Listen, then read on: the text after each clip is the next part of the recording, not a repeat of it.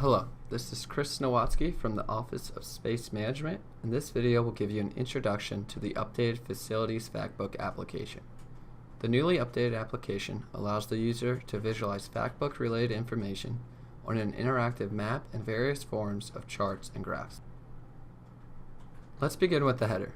There are two links in the upper left, Factbooks Archive and YouTube Tutorials. The Factbook Archive link will send you to a new page with the current and previous versions of Factbook applications and affiliated GIS services. The YouTube Tutorials link will send you to a YouTube playlist that contains walkthroughs for each sections of this application. Now onto the map itself.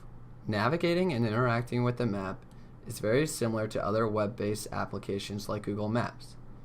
If you wish to see information related to a building, click on the building footprint and a pop-up will appear.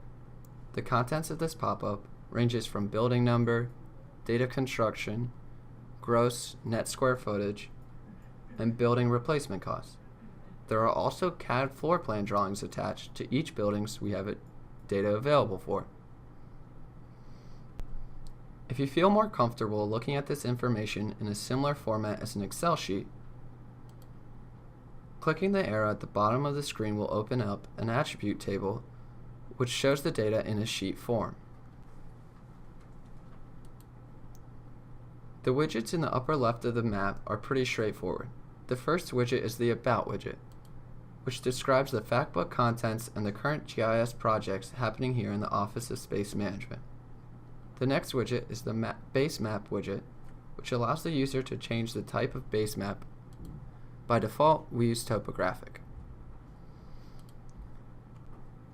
The next widget is the Print widget, which gives you the ability to print the current content that is currently shown on your map view.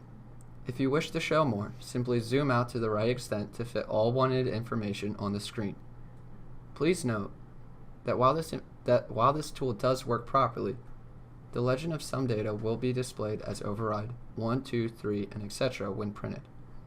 Unfortunately, we cannot change this error as of now, but the colors will still match what is being shown on the map.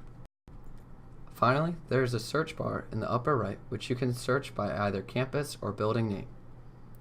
So if I were to want to go to Ambler, you simply type in Ambler, select the campus, and it will take you right there. If you wish to go back to main campus or the default zoom, click the home button in the top left. In the next video, I will break down how to visualize the data through various layers, charts, and graphs.